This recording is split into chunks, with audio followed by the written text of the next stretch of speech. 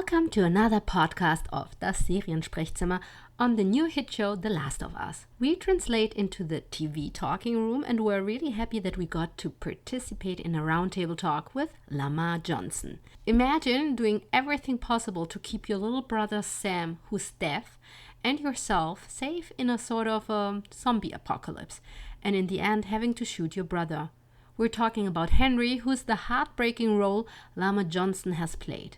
My colleague Ricarda was able to be part of the conversation with him. Again, to keep the privacy of the other journalists in the room, I will record the questions with my own voice. Have fun with another podcast on The Last of Us series. I was very impressed with your performance in The Last of Us. Can you tell me how you prepared for the role? Well, the core of my preparation was establishing a relationship with Sam, Kevon, because that's the story, that is Henry and Sam. So I wanted to make sure that our relationship and our connection, not only onset but offset, was strong and developing from the first day that I got to Calgary.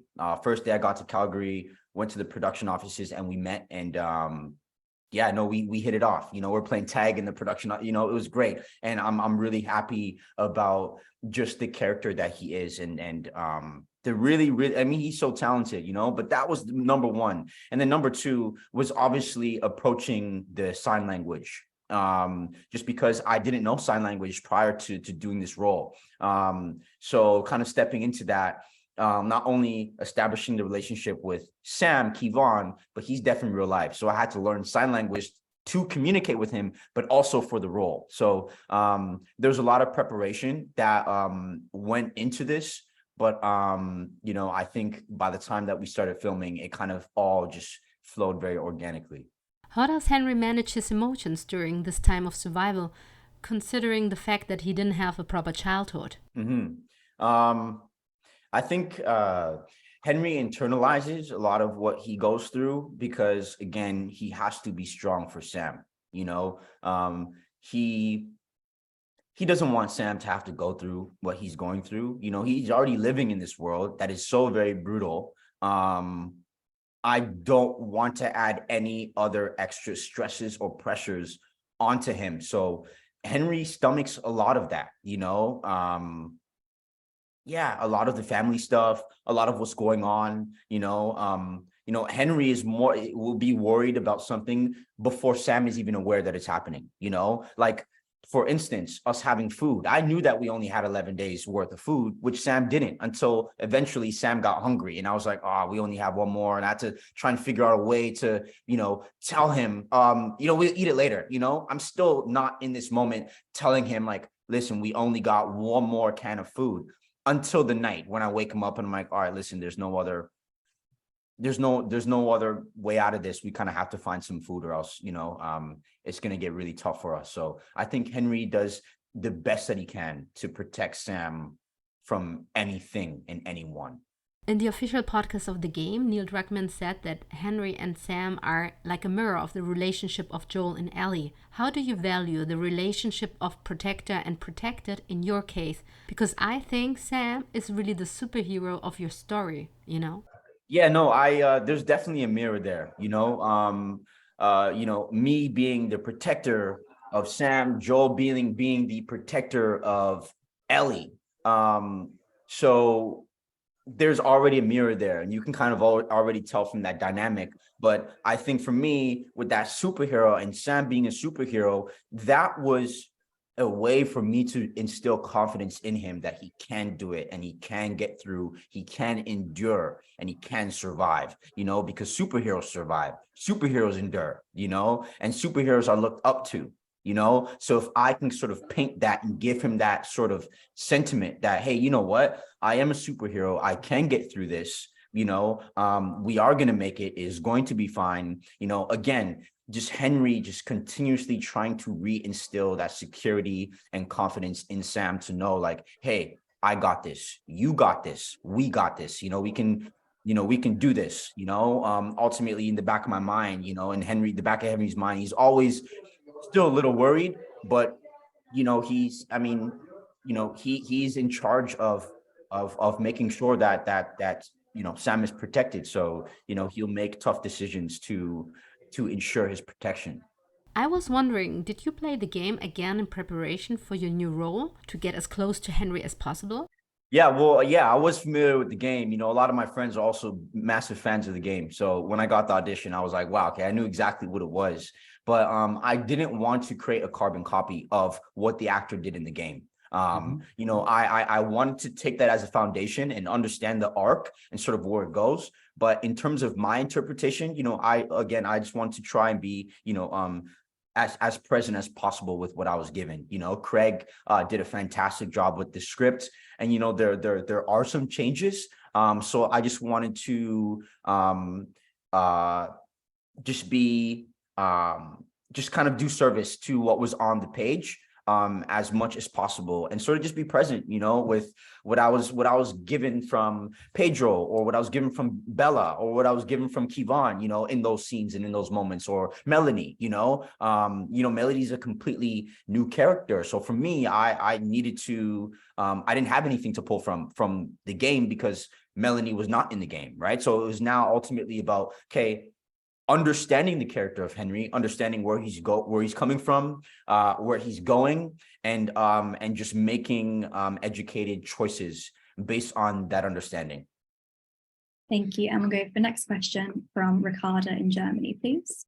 Hi, Lamar. Hi. I was wondering how the casting process for this role was. Were you approached to play the role, or did you go to an audition? And how was that? Yeah, well, I got an audition from my team. My agent sent me this audition. Of course, I saw The Last of Us, and I saw HBO, and I saw Craig and Neil, and I was like, okay, this is going to be great. So I put myself on tape. I sent in a self-tape. I probably sent it in on Monday. By Wednesday, I got the call that I had got the role, and by the Saturday, I was on a plane. So the process was like a week, I would say. It was quite fast. Yeah, I'm just super grateful that it had all come together. Craig and I had a really great conversation when I got to Calgary, and it just instilled confidence in me to know, like, okay, I was chosen for a reason. I'm supposed to be here. So let's lock in and get to work. I wanted to ask you a little bit about shooting that scene. I can imagine it was a Texan day on set. It feels like a moment filled with guilt, fear, and hesitation. We feel like we see what's going on in Henry's mind in that moment. Can you talk about your experience in shooting that? Yeah. Yeah, I mean, that was a tough day. We shot that scene for most of the day. So it was just very emotionally draining as well. But Kevon and I, Sam and I, we built such a great relationship leading up to that point. So to see him that way was really tough. Jeremy, the director of episodes 4 and 5, we were at the monitor and watching the Sam and Ellie scene together. And we both had tears in our eyes. So to do that scene, I think ultimately what Henry was going through, I mean, it's tough to, if I was going to say one word, I would just say shock. I think he's ultimately just shocked, and through shock, so many emotions wash over you, like you kind of like, I don't think he ultimately really understood or stomached what he did, or even what was happening. I think it kind of like it was sort of one of those moments where it's like, what the hell just happened? What did I just do? How could I have prevented this? Could I have not, my brother's dead. I see blood draining from his head. I think there's just so many things and so many ideas that were rushing through his mind in that moment.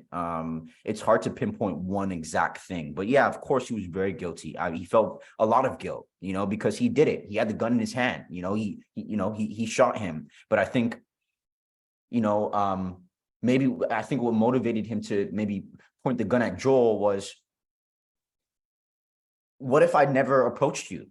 to even help us? Would we be in this situation? Could I have done this by myself? Because with me approaching you, now we're here, right? Like, I think, again, there's so many things that are going through his mind. He doesn't know how to react, so he's just reacting, to whatever it is that he's seeing, whatever it is he's looking at. He's just sort of, he's a bit of a mess, Yeah. And for him to make that decision to also kill himself is sort of like, I can't live in this world without Sam. That's my purpose. It's kind of a callback to Bill and Frank's episode, where Bill, he's like, you are my purpose. You're the reason why I was living, and I have no purpose now that you're not going to be living, and it's kind of the same sentiment with Henry and Sam. Now that Sam's not there, I have no purpose. I couldn't see myself living in this world without him. So I'm going to join him. So that's ultimately, yeah. What was your reaction when you arrived on set to this greasy, dirty world that Greg and Neil had built for you guys? How was it? Was it surreal? Yeah, it was very surreal. I was able to witness firsthand the game get brought to life in such amazing ways. The production design was some of the best that I've ever seen in my life. There is so many practical effects as well. The environment was truly given to us, like a lot of what you see, a lot of the cars, like a lot of what you see was really there. So, it made our jobs a lot easier, so showing up on set and seeing, these environments, these spaces, the attic and the room and, all these different things, it really helped me get into character, and it really helped me sort of, actualize this character. I wondered how you felt about the ending of episode 5. I mean, we got really attached to the characters. I can only imagine how attached you were. Is there a part of you that hoped they could have survived somehow? Yeah, of course. I think that moment that Joel sort of like offers to invite Henry and Sam with them along their journey to Wyoming, that was a great moment for Henry. He's like, yeah, wow, like, okay, great. We can have more. It could be more than just us two. It doesn't have to be, Sam can have a friend. You know what I'm saying? I can also have a friend and a protector for myself too, because I know how badass Joel is. I literally watched him, right? So it's only a benefit, it's only a positive. So yeah, of course of course I do wish that they were to survive, because, what would that look like, in the next episode and kind of traversing across, like, what would that look like with Joel, Ellie, and Sam and Henry? What would that look like? What would that dynamic be able to build into? Especially at first, Joel and Henry, they're kind of a little chippy, and then eventually they kind of warmed up to each other. What would that have built into? Just like how you're watching Joel and Ellie's relationship build and grow, right? Like, what would that look like with Joel and Henry? What would that look like with Ellie and Sam? Or even Henry and Ellie? What would that even, so I think it's interesting to think about what that would look like. But, I think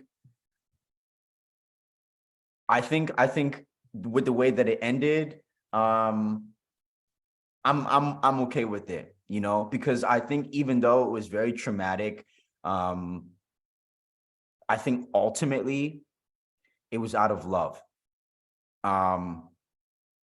So I'm okay with that. I'm okay with that.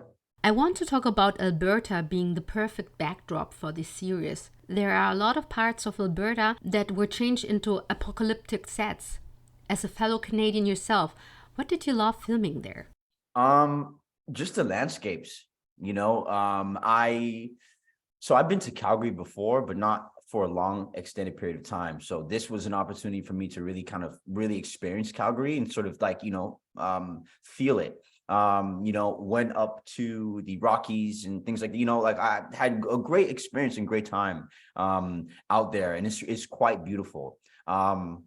You also get all the different seasons and the weather. So, it really kind of lends itself to the game and sort of them kind of trekking across America, and you're able to see the change of season, and you're able to see the, but it did get very cold. I will say it did get, it did get very, very cold. There was a day or two that was maybe like, I think with wind chill, it was like -20 degrees Celsius or something. It was just it was really bad, and we're out, like, I mean, luckily we had jackets and things, but I couldn't imagine, being outside like that where we had to act as if it was summer or something, it would be terrible. But no, it was a lot of fun, also, I mean, Canadians, they're just so nice, and all the crew were just so passionate about what we were doing and the work that we're doing. Everyone really, really loved the show, and Calgarians were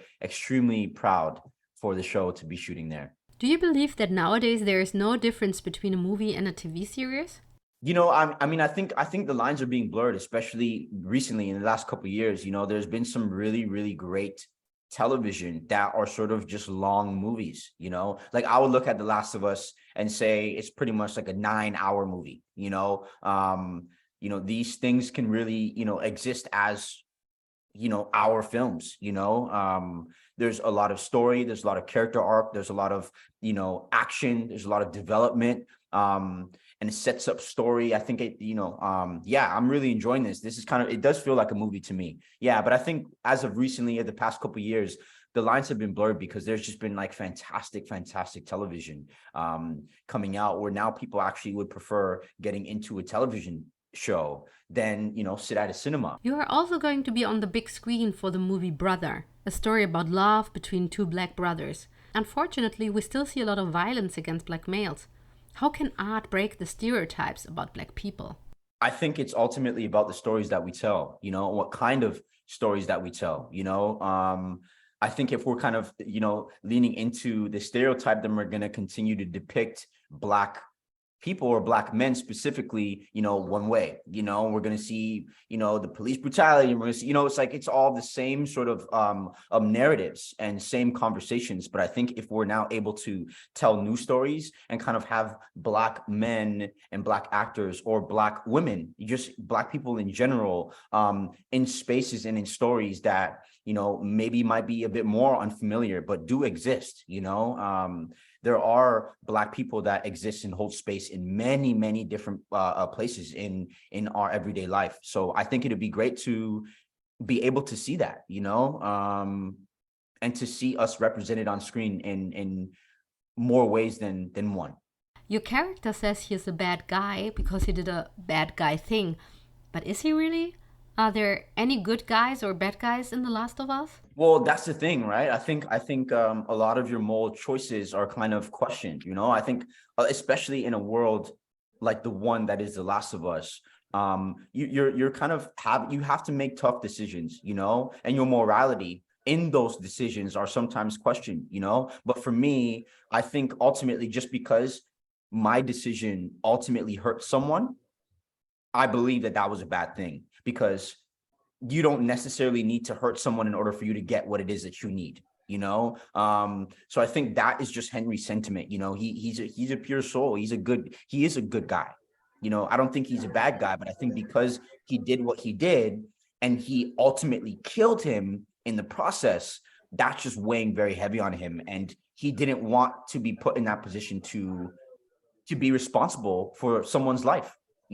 Which I think is actually a really crazy full circle moment, because he is then responsible for killing his brother and then himself. So it's this crazy thing for him. And, ultimately he doesn't want to have his hands dirty. He wants to be able to just live a life with him and his brother and just get by, make sure that his brother's happy, and he can kind of try and just create at least some form of normalcy for his brother in this crazy world, and all that sort of gets destroyed a little bit. Are there any other video games that you play that have a strong emotional reaction, like The Last of Us? That's a good question. I haven't really played any recent games as of lately. Yeah, that's tough. I would actually say God of War was actually quite an emotional game. So I'll probably say God of War outside The Last of Us. That's all we have time for.